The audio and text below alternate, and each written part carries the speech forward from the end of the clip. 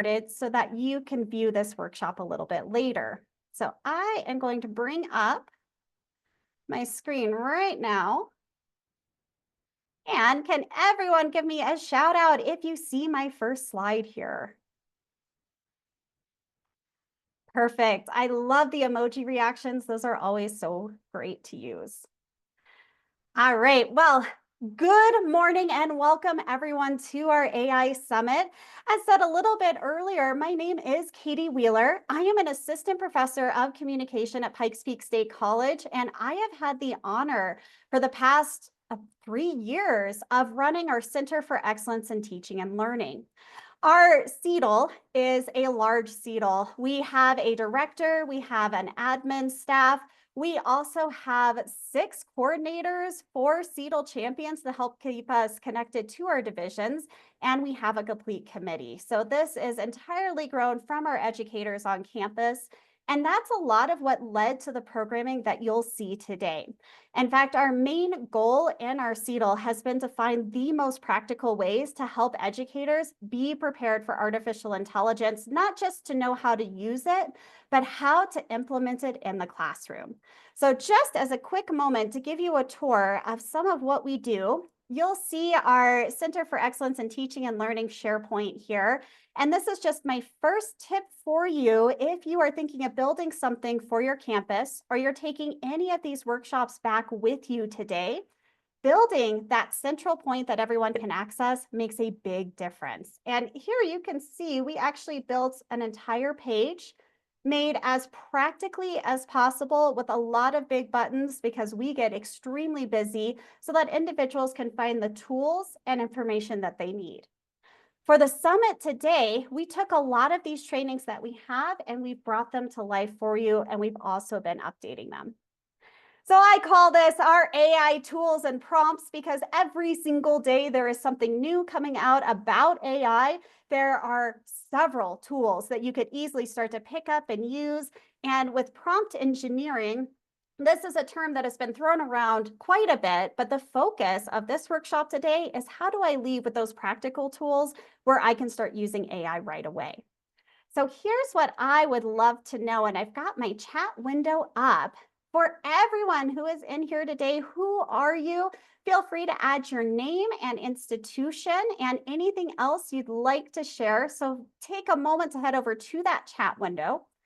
This also gives you a moment to just test out the chat window too and know that any questions that you pose in there, Shanutel Lawrence will be keeping track of those. And it's also a great way to add thoughts and comments. I try to make sure that I pause throughout any of my workshops to address questions, but then also to check on what we're talking about. So I see all of these individuals coming in here. I see Matthew T, the dad joke master. That is fantastic. I'm seeing a lot of my colleagues from Pikes Peak State College, Lincoln Land Community College. Excellent. Perfect. It looks like we are from all over the United States here and from some other areas as well. So this is fantastic. So I want to say absolutely welcome to this workshop this morning. Great. We will go ahead and dive in. And now you know where the chat is and where to get started on using that as well. Here are the goals that we have for today. The first thing that you'll be doing is learning how to create artificial intelligence assistants. This is one of the great benefits that we have with AI is I can create any type of assistant I need for the work that I'm doing. The second thing that we'll be looking at is how do I practically use AI tools for lecture preparation? And then that third one is, well, I've got the hang of it, but how do I teach that to my students? How do I get them prepared? So I'll be showing you the approach that we've taken with our campus and specifically our CETL, as well as what that looks like in our course learning management system. So I don't know if anyone else uses Desire to Learn or D2L, but you'll see an example there. This is also an example that you could easily take and use in any other course learning management system. What you will be leaving with today is the actual practical ways to use your assistant to help to teach this to students and to bring artificial intelligence tools to your classroom and your work. So we want this to be as practical as possible, which means in the Eventee app, you can download these slides. We've got our handouts that you'll have. And even if you need some step-by-step instructions, reach out to us. We can send those to you as well. It's always great to attend a workshop, but then it's even better to be able to take that back to your own campus. So as we start to dive into this, I'm going to take you on my own tour of how I started to build these skills. And this started in early 2023 when we were all talking about AI and ChatGPT had come out and articles, trainings, thoughts, ideas. We saw this impacting so many industries. The conversation grew and grew. And I got started in three very specific places that if you're starting on this journey or you're looking to add more resources to your toolbox, these are extraordinarily helpful. So the first one here, the Teaching with AI book, you can see it's a practical handbook, and anything that I am working on for professional development for our educator community, I always make sure that it has actual concrete evidence-based tools that we can use. And this book does that well. When you pop it open, you get a good foundation of AI, where it came from, what it does. But some of my favorite chapters are the ones that say, here's a list of things you can try and do and build. And that has been a game changer. The one in the middle here, I actually was introduced to this by our wonderful English department. It's the Scotty Breaks It Down website. There's an entire AI page there with infographics that are easy to use, and you'll even see one that I added to my AI guide that I built for students. The third one here is what has been my favorite for working on my prompts and building strong prompts. It is Dr. Cynthia Alby's website. It is a Google Doc that you can navigate to. And I am going to be sharing that link just a little bit later. But in there, you have a complete guide that you can use right away. And I've really appreciated that. She also has a link to Ethan Mollick's blog, where one useful thing will bring up different AI tools and helpful information for you. So these are just some of the resources that I've been using. And as you heard in the introduction, there's so many more. There's a lot of great resources that we have. Do not hesitate to take advantage of the chat and say, whoa, wait, you've got to know about this, or did you know about that? Because there's a lot out there. But no matter what, find the ones that are most helpful to you. We can easily fall into information overload with this. With that being said, are we ready to create a teaching assistant? Feel free to use any emoji to react. Excellent. Okay, let's get started then. This is one of my favorite aspects of artificial intelligence that I stumbled across. And I will never forget when I first started teaching, I was given a book and I was told to bring this to life for students. And I would stare at blank Word pages, or I would start to Google to find resources. I would reach out to my department, but I really struggled with some of the helpful things I needed to build activities for students. Over time, you gain those skills, but I imagine now being able to have that assistant there to make the biggest difference in the world, it's been a game changer for me. And I do wish that time travel was a thing as well, because I would give this to my younger self.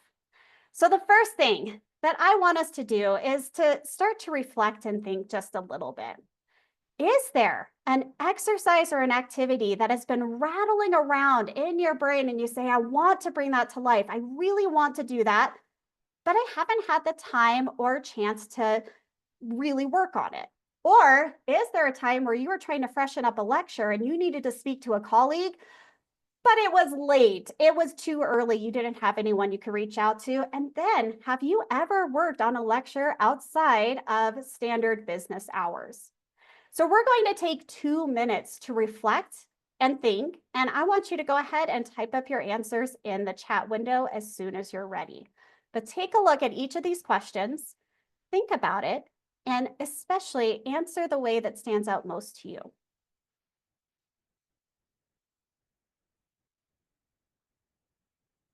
And Katie J, I see your question about that. The direct links and the presentation notes don't seem to be working. I'll pull those up right now while you're thinking and writing.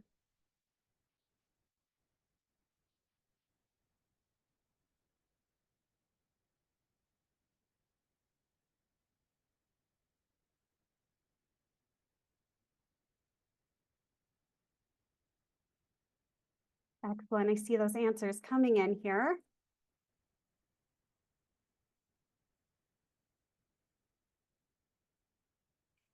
Saying yes to all three questions. I'm seeing a lot of all of the above.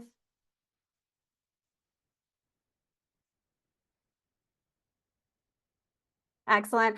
I love that question you have, Amanda. What is the term regular business hours? What exactly does that mean? And I gamble with that a lot with my own time as well. I want to create a simulation where students could get a different adventure depending on the answers. We will be building that in the second workshop today. It's one of my favorite ways to use AI tools. And feel free to keep adding your answers. I am just dropping off that Google Doc right now. Branch scenarios, absolutely.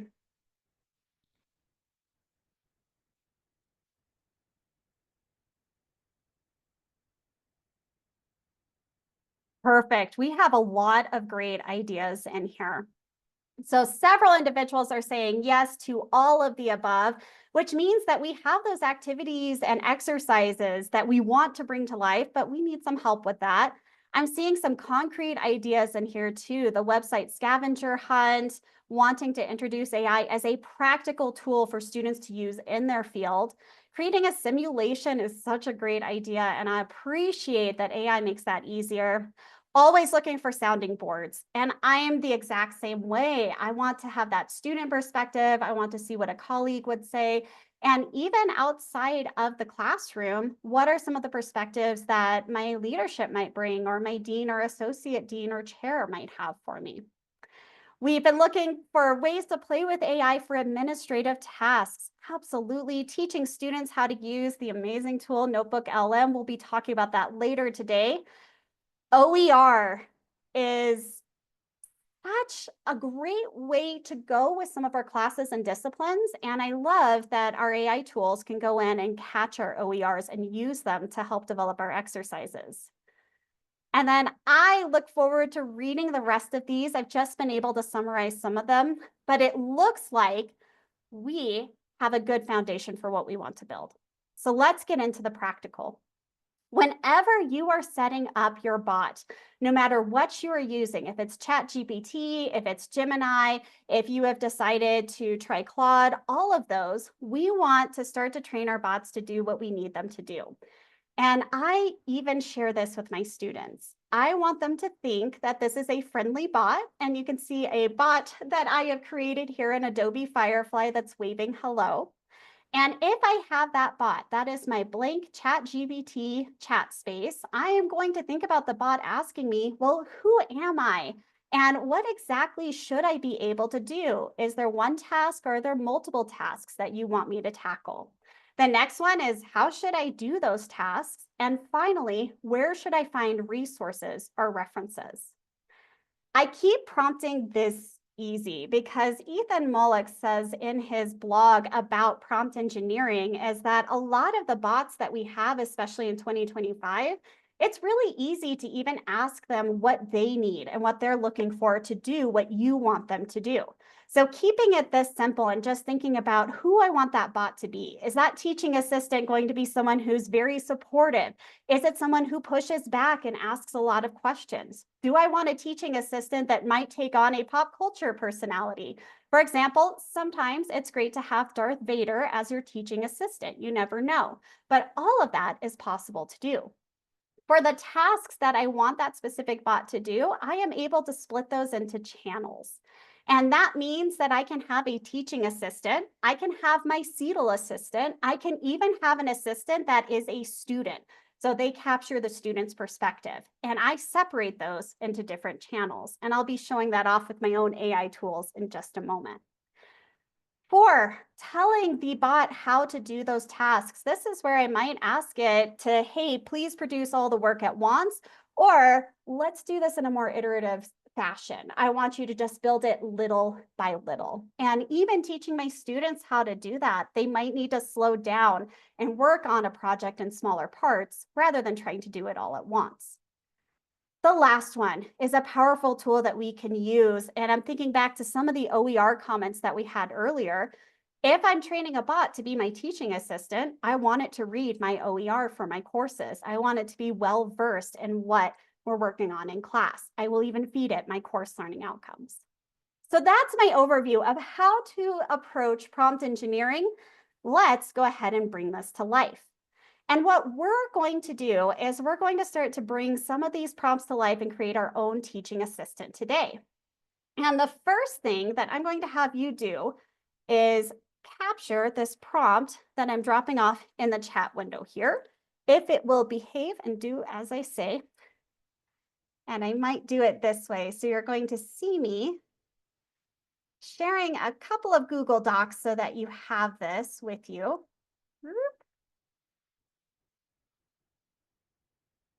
Ooh, I like the silly comment, Sherry. That's great. So you'll see a link in there that will take you to a Google Doc with these prompts listed. And then you'll also see that I'm dropping off this first one to build that teaching assistant. So it is a block of text that you'll be feeding into the tool of your choice. And I really want to emphasize over here that if you get stuck or have questions, we're going to hold on to this chat. And you have both ITC and CETL here who can help. So even when you get into the next Zoom session, you'll see us reaching out, or feel free to email me or contact me anytime. So up above, I think I just lied to absolutely everyone. And I put this in the host and panelist chat. I did not put it in the everyone. So there's the link to the Google Doc. Here is the prompt that you'll be entering into the assistant of your choice. And I'm also going to make sure up above that you also have the AI prompts for teaching. All right. Excellent. So now let me know if you see some of those links using emojis or just giving me a quick shout out in the chat window. Okay, perfect. Sounds like we're good to go. Jason Ramsey, you've got any reason I can't use DeepSeek? You absolutely could if you wanted to. I want to make it clear that you can use any tool you have, and I recommend trying this out in a couple of different AI tools to see the types of responses that you get. Kim, you were asking about the other link, if we need it or not. The other link, the first one that I shared, is the Google Doc that will take you to all of these prompts. The second one is for Dr. Alby's AI prompt spell book, and that's one that I keep going back to regularly. The host link, oh, okay, Kim, you don't even have to worry yet. We'll take care of you. All right. So hopefully now, at this point, you have navigated over to an AI tool of your choice, and I'm going to show you this from the tools that I use. So we have been testing out Boodlebox at Pikes Peak, and I am not here to sell Boodlebox whatsoever. I am not their spokesperson, but oh my goodness, this tool has been incredible. Not only have I been able to test this out in different chats in the same place, but I'm going to show you this a little bit later. I was able to create my own bot using this program. So I'm very hopeful that our institution starts to seek licenses like this in the future. That's one thing that we definitely need. So you can see if you're following along or if you're doing this on your own, I have my prompt pasted into the chat window here. And I just go in and I start to change some of those aspects that are built into the prompt. So I've entered my communication discipline. I can list all of my courses, or I can make different assistants for specific courses. So maybe I am building this one for public speaking and interpersonal communication. I can list all of my courses here, whatever it might be. And you'll see that I always add in this, I want them to be awesome. I want my assistant to be very helpful. You could change this up a little bit to say, hey, you're a rock star in this discipline, but you're also very snarky. You're a rock star in this discipline and you are very supportive. There's a lot that you can do to play with this prompt. When you enter this in, and this should be happening on the tool that you're using, you'll see this tool is already brought up for ChatGPT. Hey, I'm ready to help you out. I can also show you what this looks like if you are using Claude. And you can see I still have my link. I'm going to go back and grab this. And here's how that will look a little bit different with Claude, who tends to be a more creative AI bot. So you can see it's going a little bit more in depth. And then I can also try this out with Gemini as well. So I do recommend that if you have a tool that is your favorite, go ahead and use it. But if there's a couple of different tools you want to try out, feel free to do that as well. Earlier, I talked about having different channels or different chats that I use. And you can see on the left side here, that's exactly how I organize all of my chat windows or the bots that I'm using. So this top one is trained to be a teaching assistant. The second one is my student activity bot. And this third one gives me some teaching technique ideas. And if you look at that Google Doc that you have, these have been fed prompts that I have in there. And then even after I have my bot set up, go in there and start to talk to it. Say, hey, here's my teaching style. Do you have some tips or tricks? Or please review the certain organization that I'm looking for. Give me some ideas. You'll even see that I have the K Patricia Cross Academy in there. And I'll say, hey, can you go in there and give me some fresh ideas for this lecture that I've been working on? Just going to set that aside for a moment. And I want to emphasize some of the things that we're talking about is this assistant can be fine-tuned. You can create the exact assistant you need as you are teaching, you're preparing lectures, as you're getting those student perspectives. You can also always go back in and say, hey, I need you to learn something new, or I want you to keep this in mind. That way, let's say that you have one textbook and you're switching to a new one. You don't have to get rid of the whole chat. You can say, now I want you to update your memory to have this new OER or this new information that we have. When you get into that doc that I've sent you, the Google Doc, you'll see that it also has a couple of different things to help assist us in our teaching.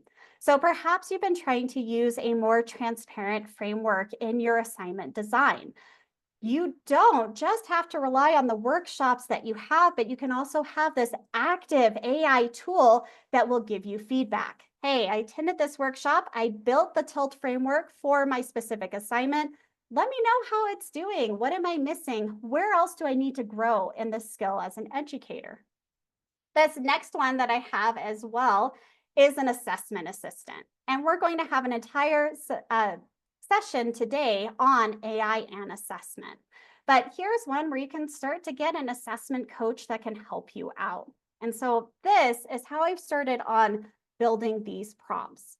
Take them, try them out, see how they work for you, but then also you'll start to build your own, keeping in mind, who do I want this bot to be? What do I want them to do? How should they do those tasks? And what resources do they need? So I see just a couple of comments coming up in the chat window here. So I want to pause. If you're still playing with your AI tool, that's exactly what you should be doing. But I'm also going to take a peek in here. So it looks like we're kind of helping out with some of the Zoom things. So I'm jumping down to Amanda's comment here. This is my personal Boodle box, right? Or did you say it's provided by the institution? Amanda, this is a great question. This is a Boodle box that I was able to access because I'm part of an AI test group. We're also adding my students to it so that they can test it out as well. As an institution, we've been trying a variety of tools and we've taken our time to figure out which ones will be the best ones for both students and our educators. So this one is through the institution. It is a trial that we have that we're using. And quite frankly, I'm very hopeful that we use this in the future. If your institution is looking to try out new tools and whatnot, this is the process that Pikes Peak has used, but feel free to start testing them out, see what's most useful. In all honesty too, in Boodlebox or anything else that I'm using, there's just about 3 or 4 tools that I focus on, but my ChatGPT is the main one that I'm using. All right, so we have an executive order banning the use of DeepSeek AI. So we might see some more of that coming out. Linda, welcome to the summit. It looks like you have some of those Google Docs that are being shared. So I want to give a shout out to everyone who's getting those into the chat window here. And then also Cynthia is giving a shout out that Boodlebox will be a sponsor of the ITC annual conference. So if this is something that you want to try or whatnot, Boodlebox has just been one of my favorites. So now at this point, you know how to put together a prompt. You have some practical prompts that you can start using right away. Let's get more into the hands-on portion and bringing this to life. So I have my teaching assistant set up and I'm ready to start working on my actual classes. And one term that we keep using through our CETL that I really appreciate is thinking of ourselves as AI-assisted educators.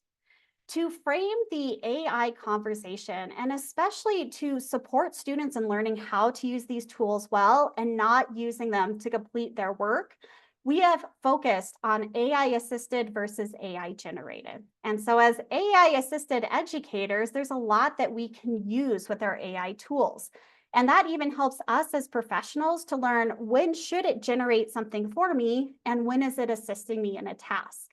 And when you get the hang of that, it's easier to talk to students about that process. So here we can see that AI-assisted educators can use those assistants for professional support. And the last year, I got a new associate dean and I was putting together my goals and I thought, goodness, I need to kind of think more about the tone of the goals and how it sounds.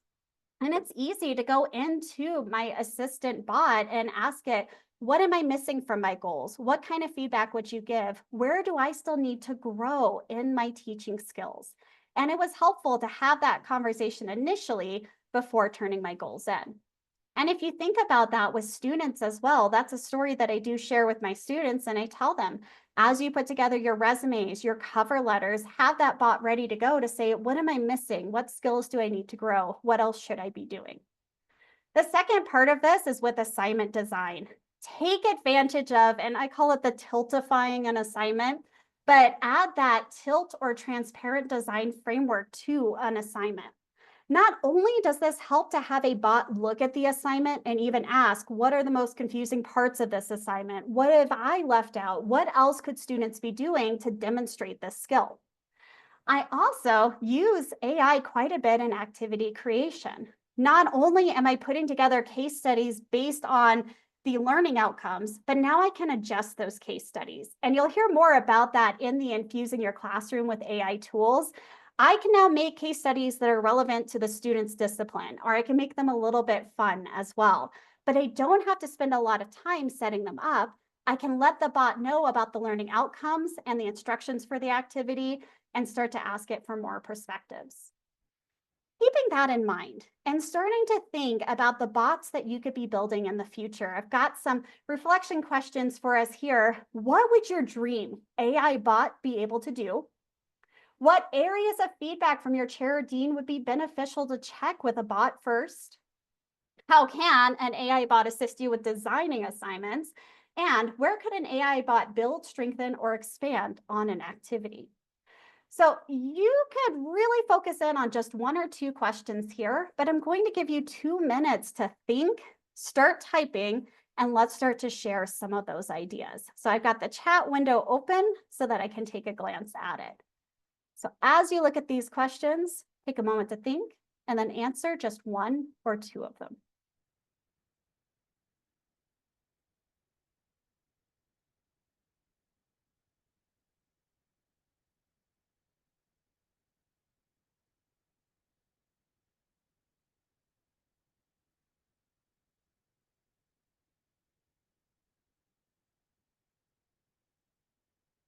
Well, and I'm starting to see those ideas coming in. And we've got some really good ones here.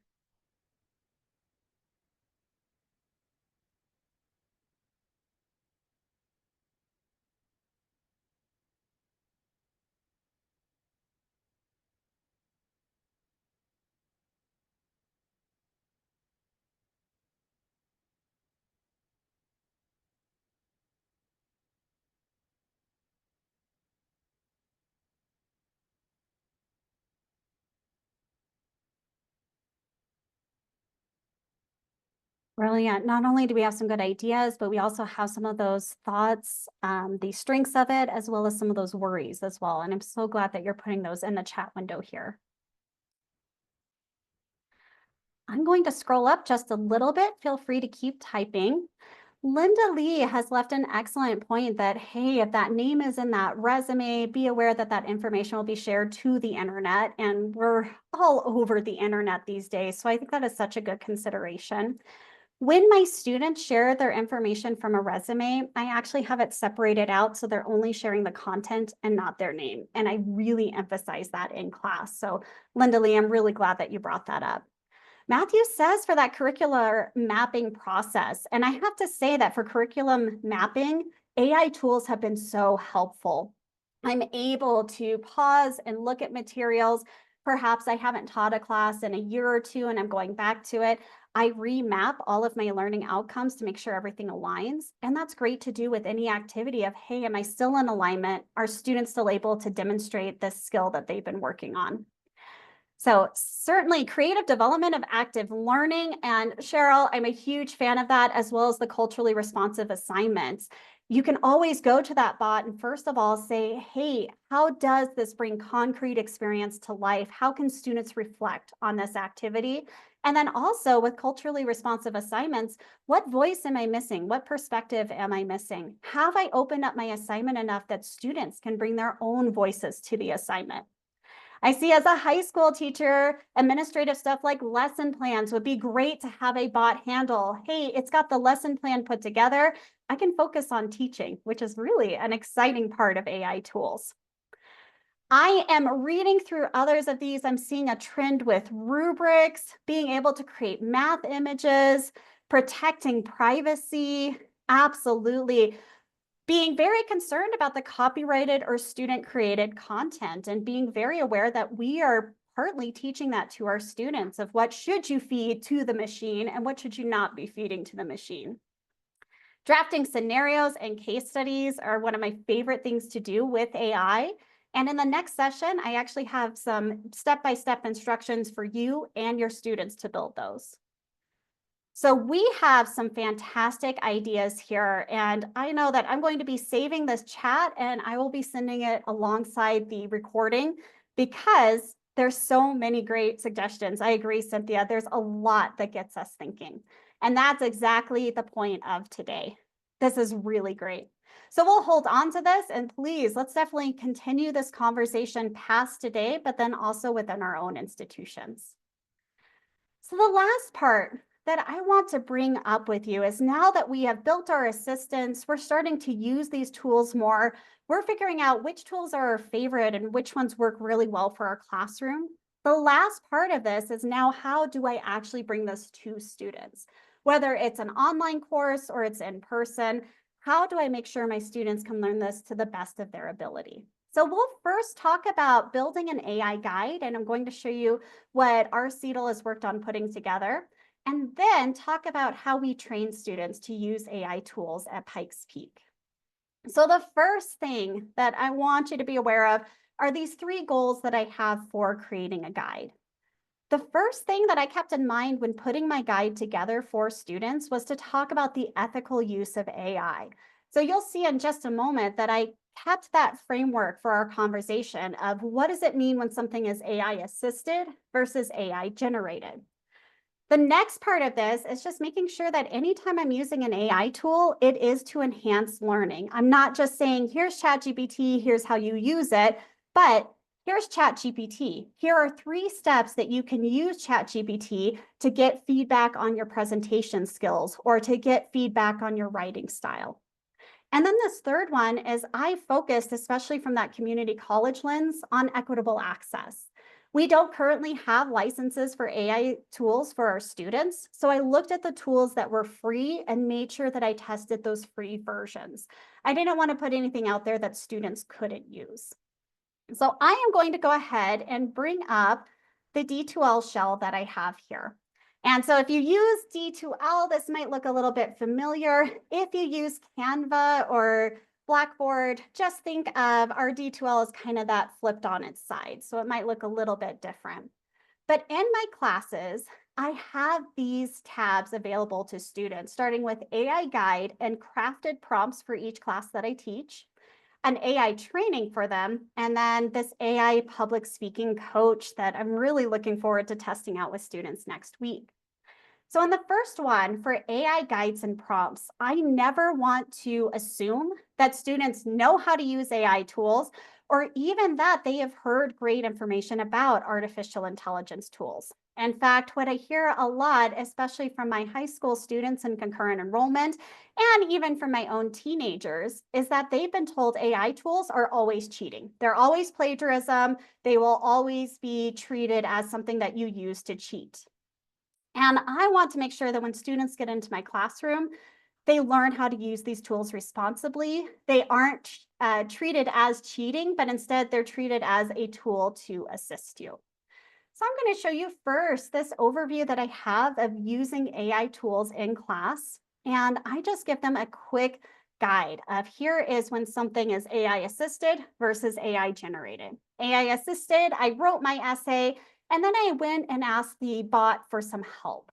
What am I missing? How can I strengthen this? Does this APA citation look correct? Versus AI generated, where it writes the essay for me.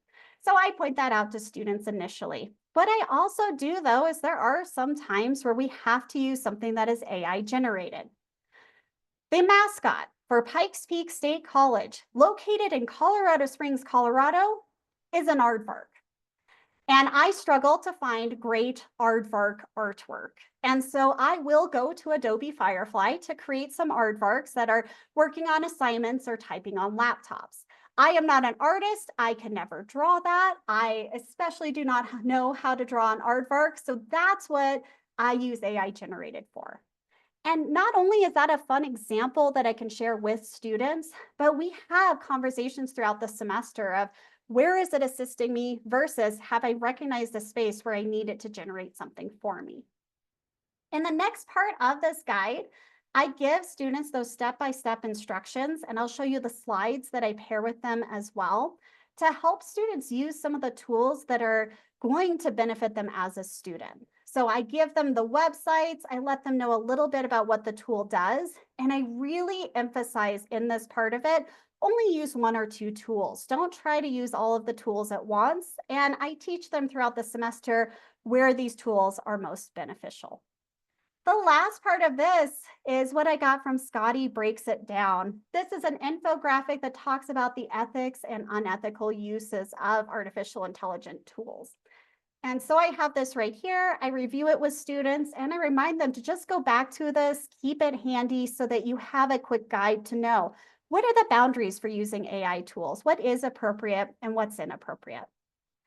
When I go back to the top here, the next part of this guide that I have for students are actual prompts that I've crafted based on the class. These prompts, again, shout out to Dr. Cynthia Albee because that spell book that she has with AI prompting was helpful. I was able to pull the prompts that could help students find ways to use less passive voice, get feedback on a draft, ask what am I missing. The AI as a tutor is one of my favorite tools to share with students. And these work really well in the majority of my classes. But in classes such as public speaking or organizational communication, where students are delivering speeches and presentations, I will add a couple of different prompts. So in public speaking, they have a public speaking coach that they can create. Or in organizational communication, they'll create a bot that gives them feedback on a resume. So this is the guide that I created to help students just get a sense and feel for what AI is, and even how it can help them with studying. So the third part of this guide that I've built is a reflective reading strategy from the Teaching with AI book. And this is something that I encourage students to use at the beginning of the semester to get used to reading the textbook and to use AI as an assistant. And this has really started to work well, especially when I have conversations with students who say, hey, I'm behind on the reading, or I'm not sure what that part of it said. And now they can get that support at any time. The other things that I have in here just to help students out is this AI training. And this PowerPoint slideshow, I'll show you a couple of the slides that I have. This is also in the Eventee app, and I can share this if you've missed it anywhere. But this is a training that I do not do all at once. I found that you really have to break it down little by little, and we'll talk more about that. But this is something where I start out getting a sense of where students are at with AI tools before actively teaching them how to use that AI tool. And I will only teach them the relevant AI tool to whatever we're working on. So I don't teach them how to use all the tools at one time. I just have them work on them little by little. And then this last one is purely just a Boodle box feature that I was able to build. So this is what I've called a Redder bot. And this is a 24/7 bot that students can use that has only been trained on my course learning outcomes, on the OER that we have for the course. I uploaded my assignments to it, and now it can be an active public speaking coach for them. So this is here just to show you some of the possibilities of what AI tools can do to support student learning. And here is how I built it into my D2L shell. So that's one of the first things I do to help to teach students is to make sure that they have these resources available to them.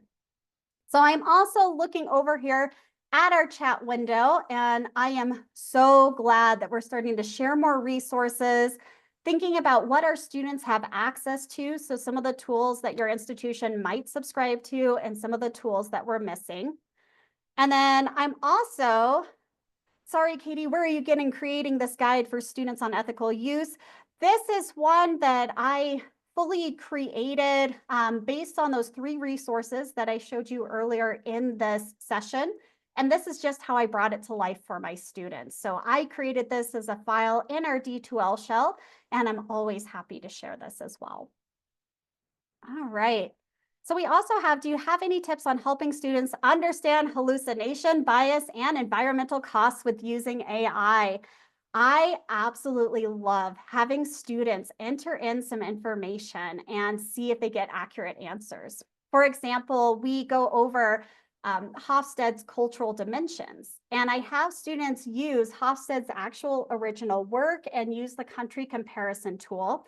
So these are cultural dimensions that help to describe how a culture approaches communication. But then I also have them start to go in and ask ChatGPT what it thinks the measurements are. And that was such an easy way to have students look at the actual tool itself from the Hofstede Institute, and then go in and look at what a free version of ChatGPT would say. I also try to always find tools for students that do not hallucinate. For example, you'll learn a little bit more about some of those tools in this second workshop. But if I have students who are new to research and I want them to question the research that they're finding, I'm going to make sure I'm using a tool that doesn't hallucinate as much. That's time that you do need to spend testing those tools, but it does pay off in the long run. All right. And is it helpful to make a paradigm shift in how we approach AI in relation to student submissions and performance in the classroom?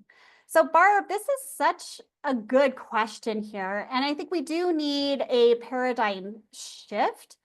And I'm kind of thinking about student submissions and how they're citing AI work, how they're using AI, letting folks know that AI assisted me in the creation of this paper, or I will let students know AI assisted me in the creation of this activity. And then also with their performance, I'm always asking students, what type of feedback did you get from an AI tool? How did that help you grow? In my activities, I'll have them reflect on how they are learning and their entire learning process. And it's great to say, here's the feedback from the bot. Here's what I know in class. Here's how I can grow as a student. The next part of this is putting together that student training.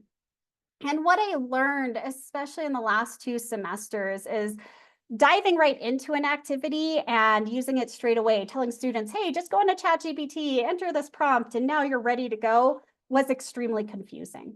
So the first thing that I recommend with any training is scaffold your introduction of AI tools. In the first or second week of the semester, that is a spectacular time to start to introduce them to the bots in low stakes situations. It's not for a grade. They can just try it out and get used to that atmosphere. And that's a good time to talk about the AI assisted versus AI generated. The second part of this is having more of that low stakes practice leading up to any tool that you're using.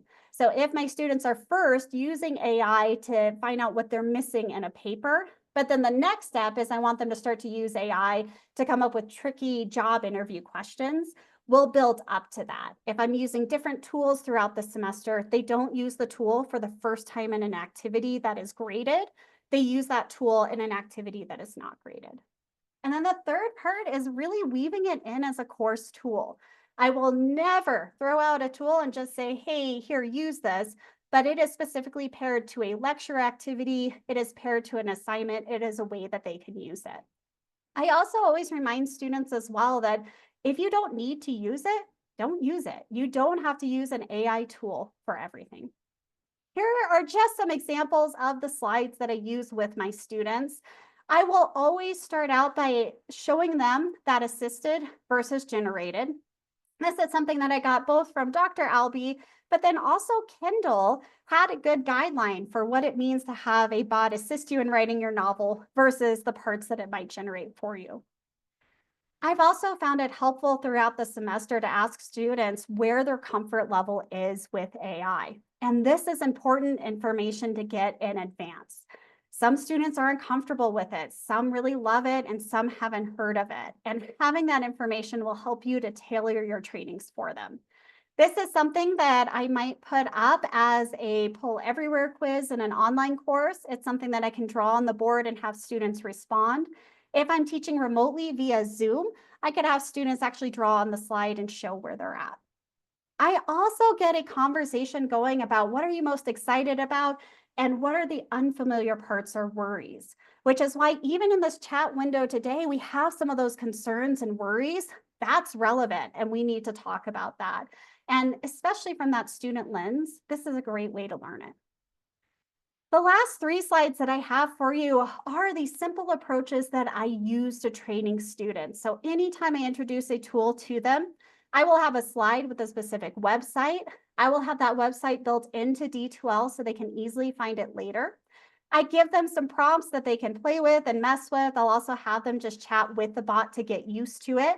And you can see here, I will always include that inclusified element, which means that I want to make this as inclusive as possible. And I slow down during this training. Students might have a lot of questions. They haven't used this before. They're not sure why they should be using it. Take that time to give them feedback. So here's an example for Gamma, for Quillbot, and for Notebook LM. And we'll actually be playing with some of these AI tools a little bit later. Maybe you've already started to play with some of them. But those are 3 of the tools that I will introduce to students early on, just using this guide as they start to get into it. So I'm also just going to take a quick glance at our chat window because we have some great resources that have come up. And what I'd like to do is get them into a Google Doc so that we can reference that later. So I will work with our ITC crew to put that together and get it out to everyone. Thank you so much for sharing these resources. These are amazing. I am also looking at some of the questions we have here. I love the AI assessment scale. That is absolutely brilliant. Rocky and Kevin, thank you for sharing those. I've got a question of Katie. Have you had students refuse to use AI tools in your class because of privacy, environmental concerns? I have, and I will never force a student to use an AI tool. Even during these trainings, I'll have them get in there to try it out just to get used to it. I tell them you don't have to use it for your assignment, but then they have an alternative. I also have had an alternative backup for the activities where students are using the bot. So for a text-based adventure game where they choose their own adventure, or I do role play activities with the bots, I have a backup just in case a student is uncomfortable with using it, but I haven't had to go that route yet. But it's always great to have some type of backup. For the privacy portion too, if it's something students need to create an account for, I will always tell them to use their student email address. So they'll use that, or I have them make a Gmail address that's brand new, that's not connected to anything else that they use. Part of me wants to make sure they can use these tools. They know them when they go into the workforce. But the other part is I will always respect my students. And if they don't want to use them, they do not have to. All right. And then, do you incorporate a discussion of terms of use, privacy policy when you ask them to create an account? Rocky, I hope that I've addressed some of that with terms and conditions with any tool that we use, whether it's the Microsoft suite or a game that I've downloaded. Corporations do tend to own a lot of the information that we feed to them. So I will tell students, just as kind of I answered before, use a different email account if you need to. Use your student account if you're comfortable with that. For some of the tools that we have, such as Notebook LM, you don't even have to log in. You can just use it, which is really nice. All right. Magic School AI is a great one. I love it. Katie, I'm so glad that you brought that up because that is one that I've looked at and I enjoy quite a bit. If you are putting together lesson plans and whatnot, it can be extremely beneficial. And then managing equity issues when students can pay for AI subscriptions versus the free. Most of the tools that I encourage students to use are the free ones that we have available. If they're paying for it on their own, there's not the only equity that I build in is no matter how I'm grading the student is tied back to those course learning outcomes. So I am always going back to looking at how they've grown throughout the semester, looking at how they use these tools. I regularly ask them, how did you use it? How did you bring it to life? What did it do for you? And really focusing in on what students have. To build more equity, I really am hopeful that institutions can get more of these subscriptions so that no matter what, students can have those available. So making accounts where they have to click I agree whether they're using school email or not. Yeah, always try to skim over that. Rocky, absolutely. I grew up in the late 80s and 90s, and I was there for the boom of the internet. And I clicked I agree to a lot of things. So it's always good to say, hey, pause, look over that, see what kind of information it's getting from you. And then being from a college that had a ransomware attack, we're extremely cautious when the college email address may be used to create a free account. Absolutely understand that.